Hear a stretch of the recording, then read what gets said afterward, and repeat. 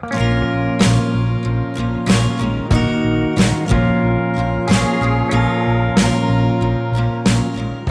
is Real Voices of Happy Valley with Viv and Dave, and in this episode we're talking to the fabulous, talented, lovely Kirsty Newton. I think all those words are justified. They are. She's amazingly talented. Yeah, and really nice with it too. Talking about the kind of music she does, which is quite unusual. Well, I mean, it's kind of universal, sing-along with a piano, and it's also, she accompanies comedians. Yes, since she was a little girl, she's been called the human jukebox. Yeah, she can hear a song or remember a song and just know it. Yeah. Yeah, she's absolutely fantastic. Anyway, let's just have a listen to our chat with her.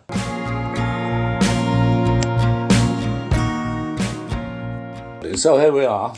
Yes. Enjoying a cup of coffee with Kirsty Newton. Hello.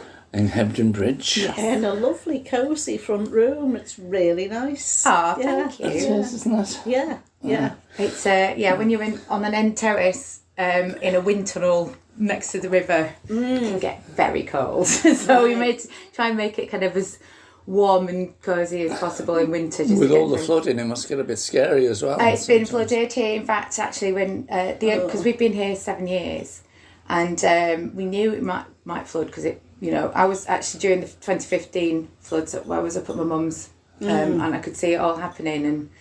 But we were still living in London back then, and I grew up in Hebden, moved to London in 1994.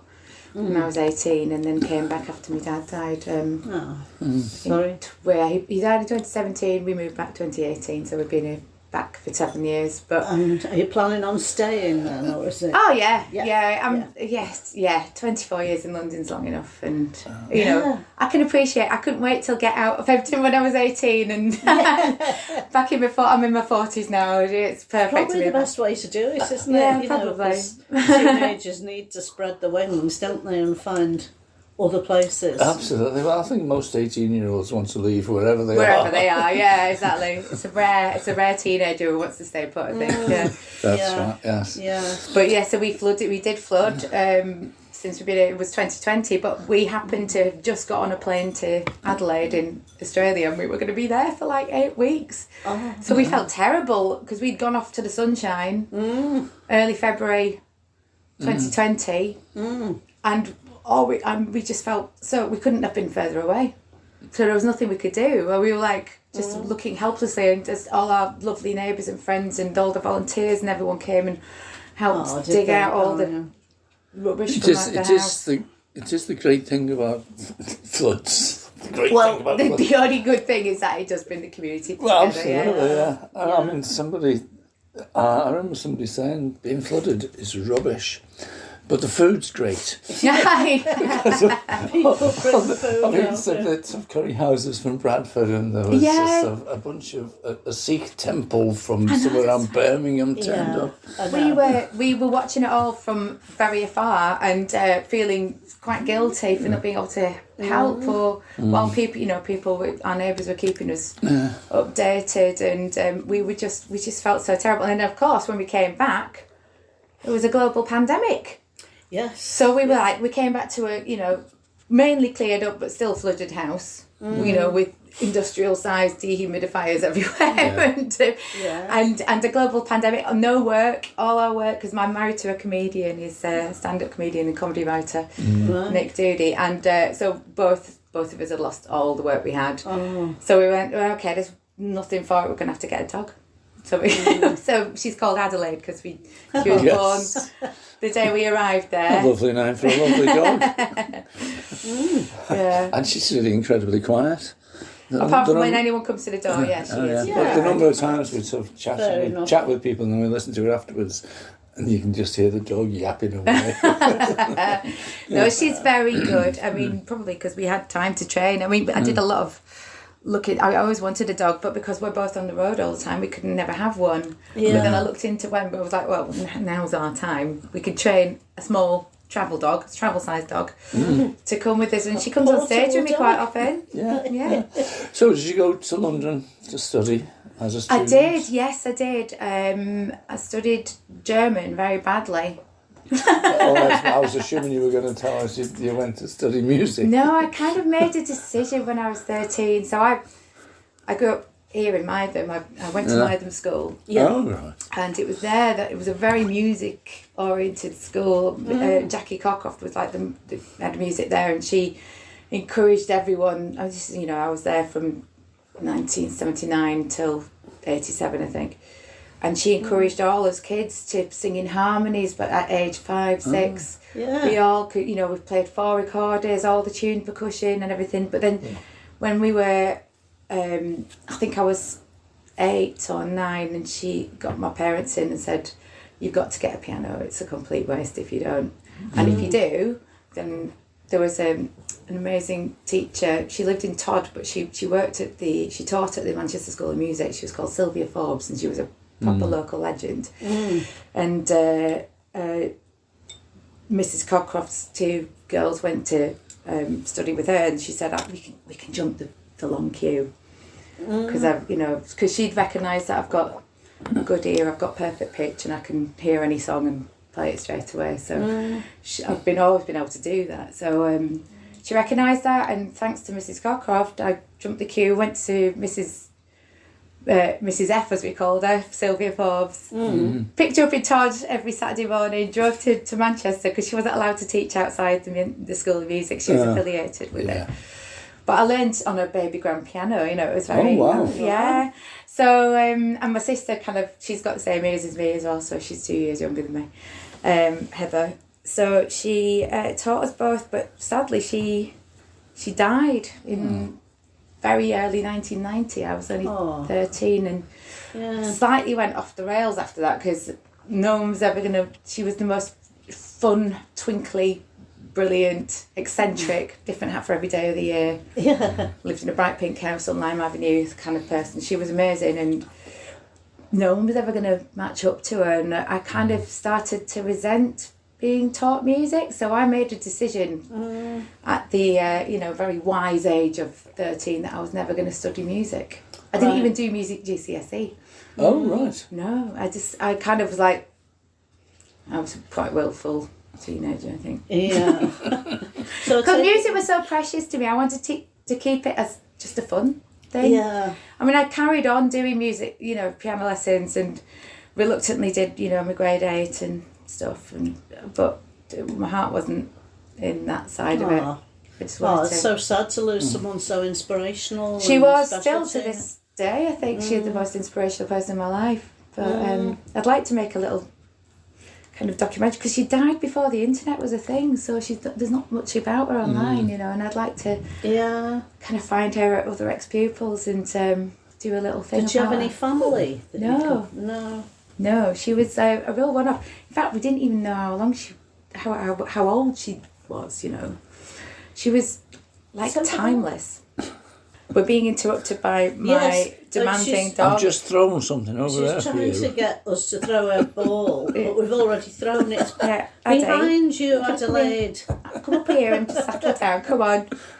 She's like, no, but I'm the star. So, given all that, did you eventually study music? Or No. I mean, I did. I did. I played oboe. And I did my grade 7 oboe. I used to play in Calderdale Youth Symphony Orchestra, and the Wind Orchestra, and I was always singing, and I did, musicals at what used to be the Civic Theatre, now back to being Victoria Theatre, and, I was always performing, but I just thought no one's ever going to match up to Mrs. F, so I didn't want, I didn't want to end up resenting it, because I was being made to do stuff that felt, I slightly cut off my nose to smite my face, but that's teenagers for you. I still have become a musician, because my idea was I'll move to London, I'll get in a band, I'll be super famous, and the end. So what happened when you got to London then? I got to London. Did you get into a band? I did. I got into 2 bands. In fact, I've just rejoined one of them after 27 years. it's a band. We're a very alternative band called The People's Friend, and it's funny. The lead, I'll call him lead vocalist, Jamie Kelsey Fry. He's actually a prominent activist as well, but he turned 60 last year, and he wanted for his 60th to get the band back together. And so we did, and it went well, and everyone was like, come on, you can't just do a one-off. So So but I was playing bass in that band, but the keyboardist is stuck in India, so I've moved on to keyboard, so yeah. And when did you get the band back together? So we did a gig at the Dublin Castle in Camden. I saw something about that. Yeah, and we just did another one, and we did so we've done 3 gigs since we got back together with a couple of different lineups, but I think we're kind of sticking with the one we've got now, and we might even work on some new songs. And we live in Tardashire. Yeah.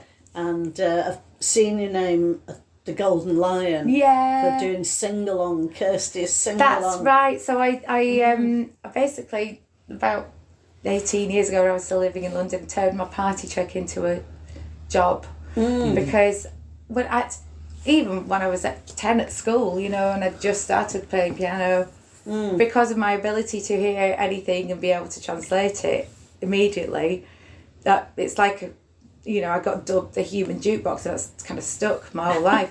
Just because anyone can kind of request a song, and I'll go, oh, I think I can hear it in my head, and then we go, and then everyone sings along with me. And at any party, if there was a keyboard or a piano, I would be drunkenly relegated. So I thought, and then so.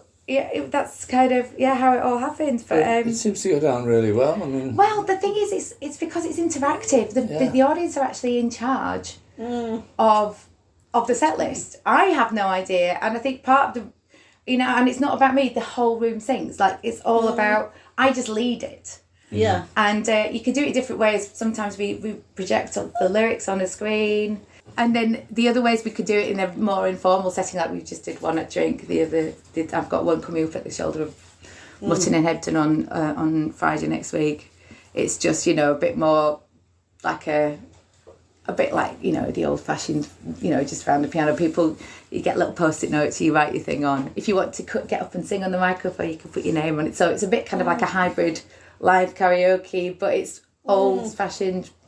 And my sister joins me on the violin, so we just improvise everything. We've got no music; we just do it all off the top of our heads. Yeah, it is the old-fashioned way to do it, isn't it? Yeah, because it's like my grandparents' generation. Yes. So that was either side of the Second World War, going back a long way. Yeah. They used to go down to the Catholic social club. And there would be a piano and a set of drums and a microphone, and everyone would get up, and everybody had their own song, basically that they would sing, and there'd be a sing along all the time. That's it, yeah. And people love it because actually, it's scientifically good for you to sing in a group because it releases endorphins, all the good chemicals, in serotonin.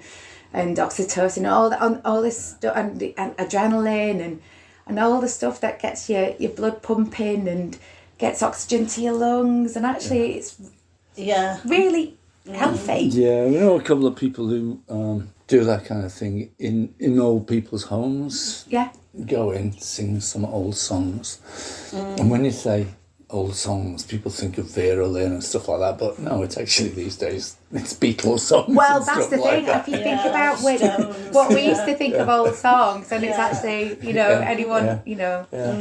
And Belinda O'Hooley used to do that, and everyone says it's really great for people whose memories have gone can remember the words of the songs. It's a different bit of the brain to remember lyrics than it is to remember how to form I sentences. can remember all kinds of lyrics, full songs with all the verses, but can't remember where I put my glasses. I've got 25 pairs all around the house. Yeah. It's the same. No, it's the same, honestly. But I think it keeps you young as well. I think it actually really. Maybe we should all just speak in lyrics. Just sing to each other like we're in a musical. Well, my kids grew up on videos of musicals, and because I love musicals. Well, you would have loved what I was just doing this weekend. Really? Yeah. Yeah. What was that? I was doing Massey O'Keefe Sing the Musicals. I did one in Sunderland. They've got a big tour on at the moment. One in Sunderland and one in Wigan. Big shows, big production values, and a bit like my sing-along, but on like with a budget. So huge like light shows and massive screen, but like fantastic. and full live band. But we did 40 songs from musicals in 2 hours. Oh wow. Yeah, because mine, and they're the same with their kids now. They grew up on Doris Day, Julie Andrews, and like Seven Brides for Seven Brothers. Brilliant. That was, I know it's dodgy politically, but as a musical of its and as time. a story, it's just fantastic. Well, I noticed that this too, because I was just standing in for the main singer on this tour, and because I originated this part back in 2019, and then they've got a whole touring band, but there aren't that many pianists and singers who can take over like that. So I've stood in for 4 of them on this tour, and I noticed they were doing Halifax, but I wasn't asked to do it, so we're just waiting to see if I'm going to be doing the Halifax one. But I think it's on the 20th of June. You should get a ticket because it'll be really fun. Right. It's basically the whole audience sings all the songs with the live band. Yeah, oh, I'd love that, yeah. That's right up your street. My oldest grandson just loves Calamity Jane. It's for all the family. It's for all the family. Yeah. Oh yeah, mine would love that. Yeah, yeah. So is that how you got into the comedy store thing? That's So improvisation, I've been working in comedy for about 23, I've lost count now. Yeah. A while. I got headhunted. I used to play in various bands in London, and then I used to play at the singer-songwriters club down in Marylebone called the Cashmere Club, where a lot of famous people have kind of gone through and gone on to do amazing things. But I got headhunted for a comedy tour, like a musical comedy tour. They wanted a multi-instrumentalist who could sing and adapt, and who might have a bit of a kind of sensibility for comedy. Yeah. And there's an amazing guy called Tony Moore who he now runs the music at the Bedford, but he in Balham, but he put me forward for that. And then I ended up touring with a Radio 4 comedian called Mitch Benn. Oh, and then he was on boosted him at the Trades Club. Yeah. So after that, other comedians saw me. And I have not been out of work in the comedy industry since. So it's basically, it was easier than the music industry to make money because, and I'm very adaptable, and I liked kind of the challenge of all the different things I did. I kind of got thrown at. So I've worked with, people like Rich Hall, Arthur Smith. I've dozens and dozens. I've ended up duetting with Tim Minchin, and I've been on stages with some huge stars of comedy, but my favourite programme when I was growing up was Whose Line Is It Anyway? Because Channel 4 had just started. It was really exciting. It was the improvisation. They were all so quick and funny and witty. And I remember looking at Richard Branch on the piano thinking, that's a good job, innit? And now I literally have Richard Branch? Well, Richard Branch asked me to do his job. So, it's lovely. I used to kind of look at Josie Lawrence and say, oh, I wish I was her friend. And now I am. So it's so you lovely. got to know all these people. Yeah, and they're all as wonderful as you'd expect, and they really are that talented and clever and funny beyond belief. And of course, it's different every time you do it, and I'm very privileged. There aren't many musicians who get to work with these people, and to be asked is a huge honour. And I wouldn't have thought there are all that many musicians who can do that job. Probably not. There were a very small pool of us, I think. Yeah. So a niche. Yeah, it is quite niche. And I think just having a wide musical vocabulary and being adaptable, but also the real skill is knowing when not to tread on a punchline, knowing when to stop, when not to play, as well as when to play, and what to play, and how to play. There's a lot, and you have to follow them, and they have to follow you, and it has to be a kind of, it's very ADHD. It's creative, but it's instant creativity. It's instant, everything in the moment. Now, it's like, when I got diagnosed with ADHD about 5 years ago, and before they said there was a long waiting list, and they said the good news is, out of everyone we've seen, you've forged this unique career around it, where you have to just think in the moment. With the sing-alongs the same. So I don't know what I'm going to do beforehand, and that's the most comforting thing for me, is knowing that no one's expected me to prepare. I'll just do what I do in the moment, and that's how it is. And I find that the most calming thing I do. Would terrify. I think most people would be terrified by it, but I'm just so relieved when no one's expected me to because I always worry that I haven't done enough, or I've done it wrong, or I overthink things. So if I don't have time to think, it's fine. And you've got Paul Merton. I have. So I've worked with Paul, I've toured with him, doing the improvisation. But I was doing a show with him at the Edinburgh Fringe last summer. He's got this incredible, he's actually known for being one of the kind of leading experts on silent comedy films. Yeah, especially I've seen a couple of programmes. Charlie Chaplin, Buster Keaton, Laurel and Hardy, these legends. And he was saying, there's nothing more satisfying than seeing these films brought to life in a cinema that would have shown them 100 years ago when they came out. And I said, well, actually in Hebden we've got the picture house is from the 1920s, and pretty sure they probably would have shown these because they were big of their time, weren't they? And he would have had a piano, and he said, I said, you should come and present them with all your expertise and bring them and to life. And he went, and you should come and accompany me. And I was like, well, I've never done that. He said, oh, you'll be fine. So we'll see. Because I've just genuinely never tried doing anything like that. So if I mess it up, I'm going to have to be looking at people kind of averting their eyes at me. Because they used to have, someone would just improvise the piano, as far as I'm aware. Well, that's what I'm going to do, That's what I'll be doing. If they're chasing around, I know. Romantically soft, if not. Because I'm used to doing it for comedy, but it's different because it's very short. And the longest one that we're showing is a Buster Keaton. It's I watched it for the first time 2 nights ago just to see, and it's got different various. You can look at it with various different soundtracks. And I was thinking, I can see what they're doing there, and I was thinking, I wouldn't do it like that, and it's interesting. But the longest one is 50 minutes long, so it's quite a long time to be constantly playing. Yes. And thinking and going. So we'll see, because I've never done anything it's like also, that. I can't remember what his name now. There was a BBC 4 series a few years ago. It's always longer ago than you think, isn't it? And it was about the music soundtracks to famous movies. I wonder if it's still on. I could do with watching that. Get a few tips. I can't remember his name. If I can remember, if his name will come to me, and I'll Neil Brand? Might be a lot, but I think it probably was, yes.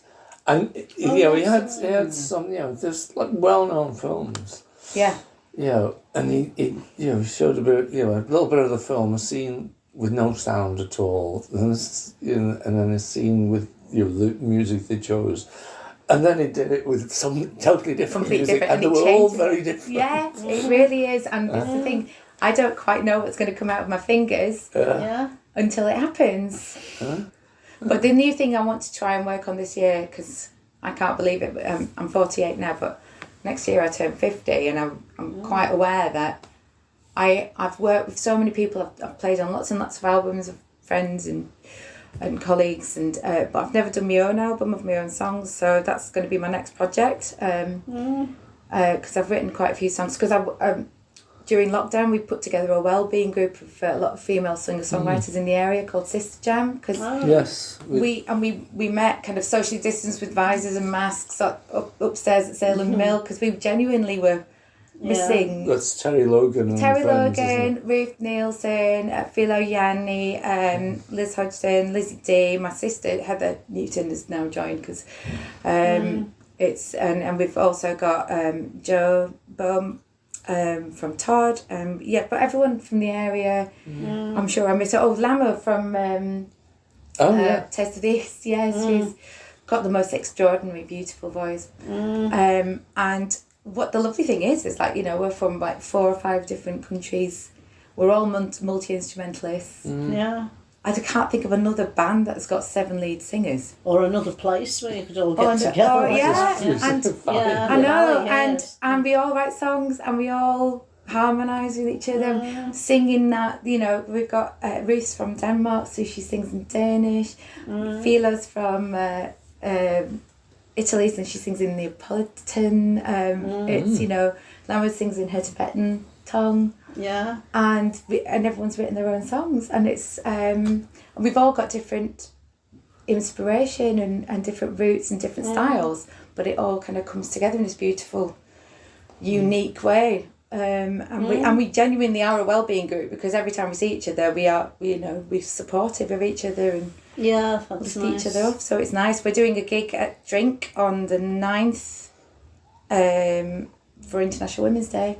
We're going to have other female musicians and singers and songwriters from around the valley coming to play with us as well. When you were growing up, what were your musical influences? Were your parents musical? My dad, my dad was, I think he would have loved to have had the opportunity to play, but he was always singing and whistling around the house, and he had a huge record collection. He was always playing music. Yeah, that's so you grew up surrounded by I think that's why their music. But that's why I've got such a huge musical kind of vocabulary. He was a mad Beatles fan. He was, so we grew up with a lot of that, but also classical music and jazz and and even prog rock. I mean, he was into everything. It's very difficult to name a genre. Very 60s, 70s. Elton John, Queen, all that stuff. It was just like and lots of harmonies like Fleetwood Mac and lots of just. You were lucky to be exposed to that generation of music. I really was. I think grew up in it. Yeah, I mean, I know it's easy to say, well, because that's our generation of music, really. But to think, the music was better then, but actually it was. Well, tell you what I really hate at the moment is the homogenisation. So what's happening I can't listen to chart music because it's all been auto-tuned and pitch corrected, and I find it removes the humanity from the voice. Yeah. And especially when I've got kind of super sensitive ears, I can hear it immediately, and I absolutely abhor it. I hate that it's become industry standard. It's just normal